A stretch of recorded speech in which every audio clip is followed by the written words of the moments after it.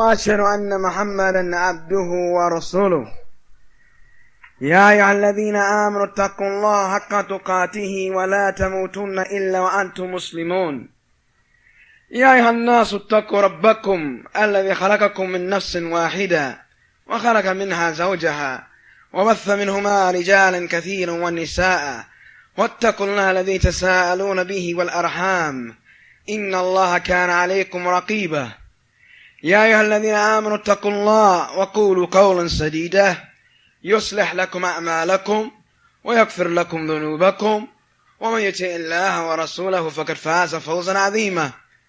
أما بعد, verily Muslims or Muslimin or Muslimat, there's a belief that every Muslim must possess, must have in one's heart and mind and belief regarding Allah Tabaraka wa Ta'ala. And this is something that no one has the right to disbelieve in. No one has the right to reject. No one has the right to misinterpret. No one has the right to change its meaning or place something false before it or after it or connect it to it. No one has the right to do any of this. But what I am about to relate to you is something that many of you probably know. Some of you have probably heard. Some of you don't know at all. Some of you are ignorant of totally. But this is an issue that every Muslim must believe in. It is that which the Salaf as-Salih used to teach their children. It is that which the Prophet ﷺ would use at times to determine whether a person was a believer. It is that which a slave girl in the time of the Prophet ﷺ knew. It is that every layer of society in the time of the Prophet ﷺ believed in. It is the ulu of Allah Tabaraka wa Ta'ala. It is the loftiness of Allah Tabaraka wa Ta'ala. It is the highness of Allah Tabaraka wa Ta'ala. That He Subhanahu wa Ta'ala is above everything in existence. Everything in existence in general. And above His throne in particular. This is a belief that no one has the right to reject. This is belief that if you hear something contrary to it, then you know that person is telling you something that is dalala, that is going astray, that is kufr, that is disbelief, that must be rejected outright, that must be opposed by every facet of your heart. For this is something that Allah Ta'ala has told us about Himself in His book. And something that the Prophet ﷺ has told us about Allah in the Sunnah. And no one is more knowledgeable about Allah than Allah. As Allah says in Quran, أَأَنْتُمْ أَعْلَمَ أَمِ اللَّهِ, do you have more knowledge? Or Allah? Do you have more knowledge about Allah Ta'ala, or does Allah have more knowledge about Himself?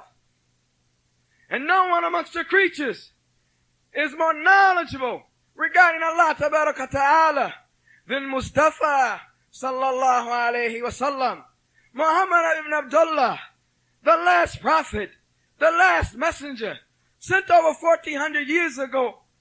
Ma yantiku anil hawa, he did not speak of his desires. In huwa illa wahyun yuha, it is nothing but revelation. No one knows Allah better after Allah. No one knows Allah better amongst the creatures. No one knows Allah better than Muhammad ibn Abdullah sallallahu alayhi wa sallam. So this belief cannot be refuted. This belief must not be opposed. This belief must not be rejected. But it must be totally accepted and submitted to. And anything contrary to it should be rejected. And anything contrary to it should be disbelieved in. And anything contrary to it should be considered falsehood and dalala. No matter who is espousing it, or explaining it, or saying it, no matter how high his degree is, no matter who he thinks he is, no matter whatever level or position he has in society, if he says about Allah, Tabarak wa Ta'ala, that which is not true, it is to be rejected. If he says about Allah, Tabarak wa Ta'ala, that which is not real, it is to be opposed. If he says about Allah, Tabarak wa Ta'ala, that which is deficiency, it is to be thrown outright. This is the point that must be made, that everyone hearing this voice today, Everyone hearing this voice today must leave here with the belief that Allah Ta'ala is over his throne in particular and over everything in existence in general. This would mean that Allah Ta'ala doesn't inhabit any of us. This would mean that there's total separation between Al-Khaliq, the creator, wal-Makhluk, the creation. This would mean that if we ever thought in our mind, if we ever imagined, if we ever had the gumption, if we ever had the gall, if we ever had the audacity to think that Allah Ta'ala, or part of Allah, was in us, we know we were out of our mind. If we based that up on an ayah that Allah said about Adam, and he blew in him of his spirit, blew in him of his soul, of his spirit, and we took that to mean that therefore Adam alayhi salam has part of the spirit of Allah, then no, you've made a mistake. You've made a mistake. And you've slandered Allah Ta'ala. You've blasphemed Allah Ta'ala. Because the connection that is made here between the fact that Allah is saying a spirit, he blew in from his spirit, is called idafat tashrif in the Arabic language. It means that Allah Ta'ala connected the spirit to him, even though it is created and made by him and has no connection to him other than the fact that he made and created it. Just like he says, the house of Allah. Just like when he said to Saleh and his people, the camel of Allah. Everyone understood that this camel is created by Allah and he is connected to his name just to give it nobility. Everyone understood that the Kaaba and every masjid on the face of the earth, when we say that it's the house of Allah, we mean that it is a place that is connected to Allah in the sense that worship is done there. And it's connected to Allah out of nobility. Idafa of tashrif. So similarly, the spirit of Allah, Ruhullah, this is Idafa tashrif, a spirit created by Allah, which Allah Ta'ala connects to his name to grant it nobility, to grant it a high status. Never was it imagined. Never was it thought. Never was it in any shape, fashion, or form in the minds of the companions or the first generations of this ummah and those who followed them righteously that Allah Ta'ala, or part of Allah, inhabited the creatures. This is kufr. That is disbelief. Nothing can contain Allah Tabaraka wa Ta'ala. Nothing can contain Allah Tabaraka wa Ta'ala. Allah Tabaraka wa Ta'ala is above everything in general and above the throne in particular. If you are asked why, do you say that? If you are questioned, brother Kaif, how can you say that? You say that Allah Ta'ala has said in 7 places in the Quran, Ar-Rahman al-Arsh istawa. The most merciful arose above the throne. 7 places in Quran. The most merciful, the one full of all mercy, rose above the throne. And there are ayat after ayat after ayat, verses after verses after verses, talking about the loftiness of Allah, talking about the highness of Allah, talking about Allah Ta'ala raising deeds to him. Raising means it goes up. Talking about Allah Ta'ala descending. Talking about Allah Ta'ala revealing from up on high verses of Quran. Talking about Allah Ta'ala that he is above everything. Everything in existence, Allah is above it. Everything in existence, Allah Ta'ala is above it. So if you are asked, where is Allah? And you say, and you point it to the heavens, and you point it to the sky above us, you are pointing to the fact that Allah Ta'ala is above everything. If you were to answer fi sama, fi lugat Arabiya, in a lugha that is clear, crystal clear, it would be understood that when you say fi sama, yani fil ulu. One of these ma'ani is understood. Fi sama in ulu. For sama refers to everything that is above. So in this way you're saying in highness, above us. Or if you are saying fi sama with the half jar here, fi being understood as ala, sama, up on the sama. This is understood from the Arabic language also. How else could you understand the statement of Fir'aun that I will crucify you within the tree? You don't understand that within the tree. But he used the term fi. It means ala, on the tree.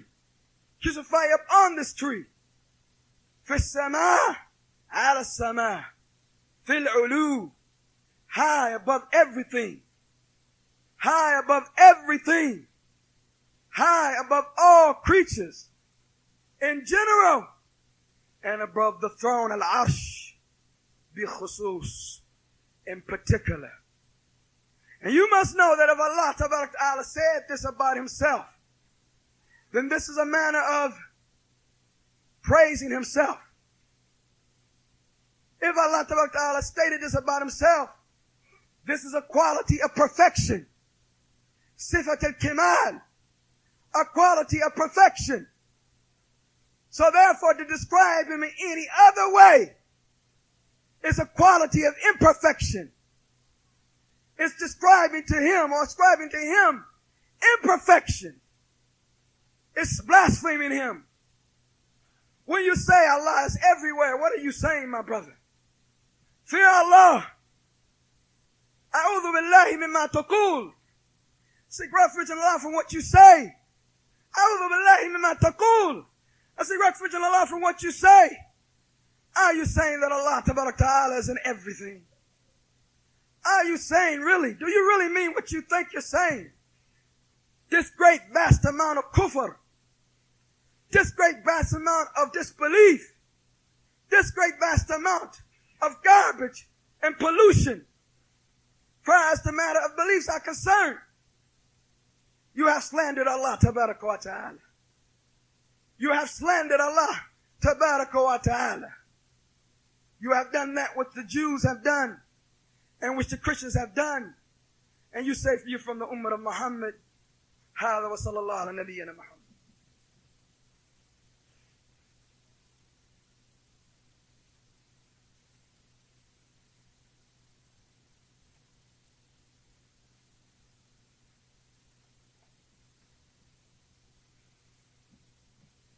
الحمد لله رب العالمين والصلاة والسلام على سيد المرسلين وعلى آله وأصحابه أجمعين. Listen to the following nusus. For every belief we have to have a text from the book of Allah Tabarak Ta'ala and from the Sunnah of the Messenger Sallallahu Alaihi Wasallam. Brothers can come forward. Please come forward. If you're able. Don't move if you're not able. If you're crippled, if you're incapacitated, somehow you can't move, don't worry about it. But if you can move, come forward so that we have space for the brothers in the back. It's a thing called rahmah, mercy. It's a thing called ithar, concern for your brothers. It's a thing we need to practice. Istawillah Tabarak Ta'ala. The fact that Allah Tabarak Ta'ala is over the throne. Ar-Rahman Ashistawa. The most merciful rose above the throne. Inna Rabbakum Allah alladhi khalaqa as-samawati wal-ard. Very your Lord is Allah who created heavens and the earth.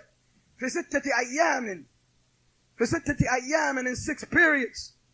ثم استوى على العرش. Then he arose over the throne. Allah الذي رفع السماوات بغير عمد ترونها. He's the one who placed the heavens without any pillars that you can see. ثم استوى على العرش. Then he arose over the throne. There are those fools. There are those ridiculous individuals who think they got more intellect than the Prophet ﷺ, who think they're more intelligent than Abu Bakr, Umar, Uthman, and Ali, who think they have clarity and vision. clarity and vision and understanding, and therefore can relate to us something better than what all the generations of the Muslims were upon regarding this belief. Thinking that we should take these verses, all of these verses, and interpret them, understand them in a different light. They say they're allegorical. You can't take what it says. Tell me, what is the benefit of Allah Ta'ala sending down a clear book if we are going to be left to the minds and the filthy thoughts and whims and desires of individuals who came later to interpret the Quran for us? Brother, there was no one who knew the Quran and understood the Quran better than the one that he was sent to, and that is Mustafa sallallahu alayhi wasallam. And he did not want these verses to be understood ala dhahiriha, upon his apparent meaning. He would have said so. Because there is a qaida, a principle. I think I can use that term. There's a principle that says that is haram ta'khir al-bayan and waqt al-haja. To delay explaining something from the time that is needed. If there was any misunderstanding amongst the Sahaba regarding these verses, if understanding that Allah Ta'ala was over his throne and over everything in general, high above everything, if understanding pointing to the sky and saying Allah is above, Allah is in the heavens or above the heavens, if this was a misunderstanding, why don't you know Mustafa sallallahu alayhi wasallam would have told us? Mustafa sallallahu alayhi wasallam would have told us. Mustafa alayhi salam told us how to use the bathroom. To that degree that the Yahudi came to Salman al-Farsi and he says, it seems that your prophet hasn't left anything except he taught you. Even to the degree of going to the bathroom. Say, yes, he has taught us this and this and this about that. But not to face Qibla. And not to use bone. And not this and not that. And so on and so forth. Details about how you take care of your hygiene. Details about how you take care of your private business. Details. And he's going to leave out how you believe in Allah. You have to be a fool to believe that. Going to tell you how to use the bathroom, but it's not going to tell you how you believe in Allah. Going to tell you what's lawful regarding using the bathroom, but it's not going to tell you what's lawful regarding your belief in Allah.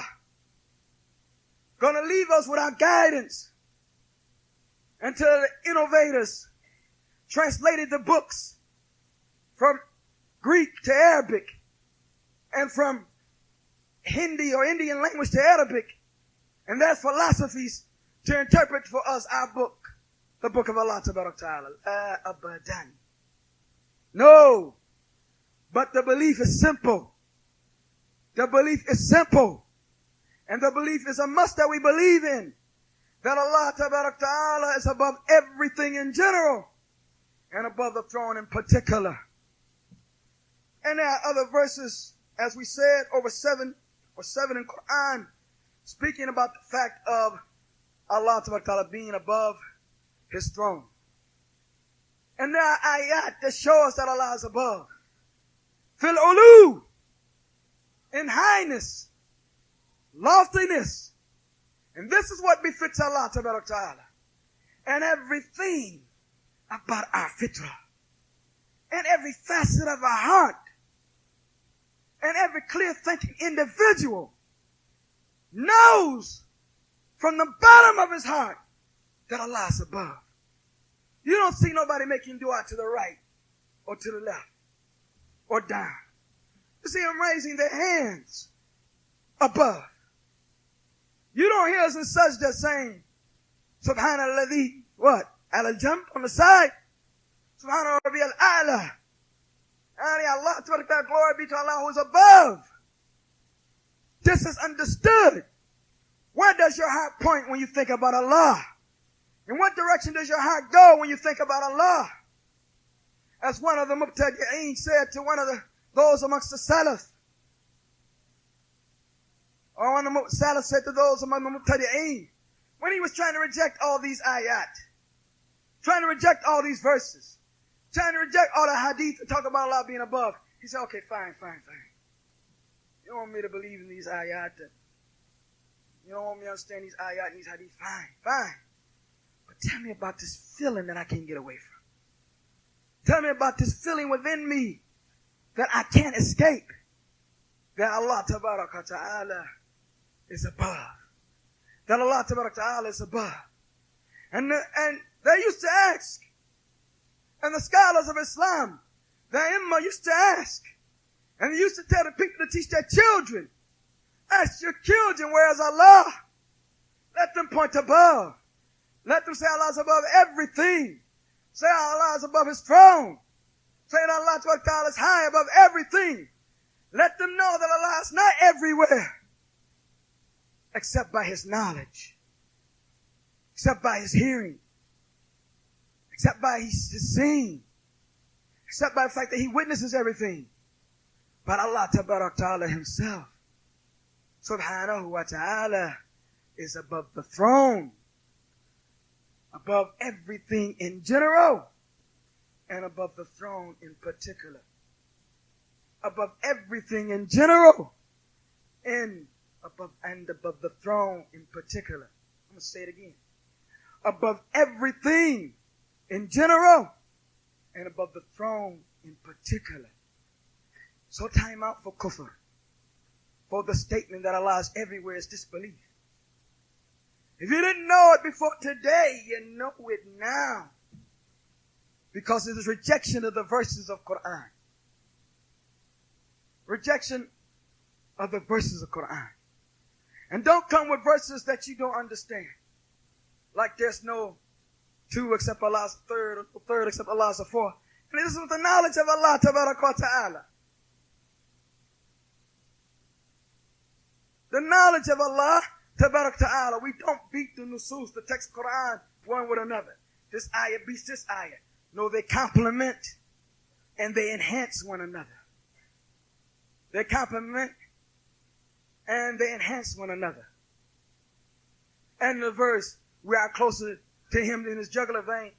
Scholars say this refers to the sky, to the angels, the time of taking the soul.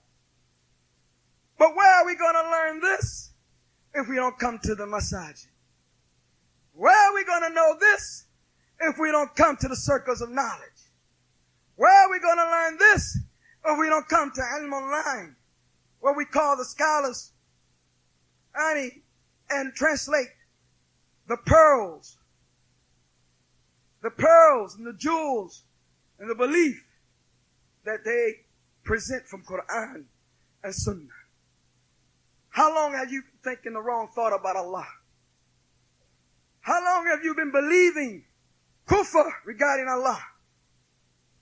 Had you been asked a half an hour ago where Allah was, what would you have said? What would have been your response? And what type of madness is it that allows you to walk around with that type of filthy belief in your heart, and you have the book of Allah preserved, and the Sunnah Masjid preserved, and the inheritors of the Prophet on the earth, the scholars, to explain it to you? Why, it's nothing but i'rad, turning away. It's nothing but ghafla, neglect. It's nothing but that your dunya is more important to you than your deen. Getting up on a dollar is more important than benefiting from Ahl al-Ilm. Following desires is more important than following revelation. Knowing the dunya and getting educated regarding the dunya is more important than educating yourself about your Lord. No excuses. No excuses for not knowing your deen. Don't blame nobody but yourself. Young, old, male or female, you're supposed to be about getting your deen together, learning your Islam, connecting yourself to Allah. Did you think you were created to watch TV all day? Why did you think you was created to play video games all day? Why did you think you was created to stand up on a corner and talk all day? That Allah brought you in existence so that you could kick it brought you in existence so that you can hang out with kuffar. You can learn how to dance. You can learn how to sing. You can listen to music. Allah brought you in existence so you can sit in a theater. Allah brought you in existence for that while you're out of your mind. Allah brought in his existence to worship him and him alone. This is the only purpose that we're here. Anything else, either permissible issues that make that goal more possible, or forbidden matters that are obstacles to that. You have to get serious. You have to get serious. You're walking around here thinking you're upon the middle of Muhammad ﷺ and die and be resurrected with someone else or some other millah, wondering how you got there. Wondering how you got there. How to get amongst these. The importance of Aqeedah and learning Islam is not one masjid job versus another masjid. It's not one imam's job versus another imam. It's not one community's job versus another community. It's every Muslim on the face of the earth. Every Muslim on the face of the earth. That this is the belief that we must have. If we don't have it, and if we don't understand it, it's our own fault. We make no effort except for the dollar. Nothing seems to move the vast majority of us, except if we got to fulfill some desire. Then we move. We have to become believers in the true sense of the word. Upright in the true sense of the word. On the right way, in the correct way, in the true sense of the word. Allah Ta'ala says, and I say in closing, بَلْ رَفَعَهُ اللَّهِ إِلَيْهِ, regarding Isa alayhi salam, which is another belief that a lot of people have a problem with and don't understand correctly.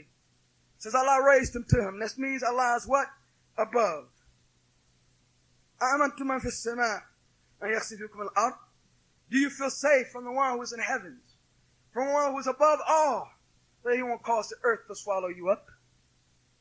And verses among verses amongst verses that this khutbah won't allow one to go into. But let it be understood that Allah Ta'ala is high above everything, and in highness, that's what I mean. Ulu, loftiness above everything in general, and above the throne in particular. Learn it yourself. Teach it to your children. Teach it to the women folk. And the women folk who know it can teach it to the men folk. Let everyone who leaves this masjid today understand this fact. Have no doubt regarding it. Believe it from the bottom of their heart. That if you are asked, where is Allah? And you say, above the heavens. Where is Allah? Above everything in general, above the throne in particular. Allah is above his throne. Allah's folk above. Ain't Allah. Where's Allah? That's how the Prophet Islam asked a slave girl. She pointed up. She pointed up. She didn't point to the left. She didn't point to the right. She didn't point down. She didn't point to herself. She didn't open her mouth and point inside her mouth. She pointed above. Allah is above. So every tape you got by some prolific speaker, and every book you got by some misguided person who says other than that, throw it out. For you've been given a correct belief today. And if you knew it before, then you've been reminded. And if you reminded you may remind others, for reminding benefits believer. هذا وصلى الله على نبينا محمد وأقيموا الصلاة.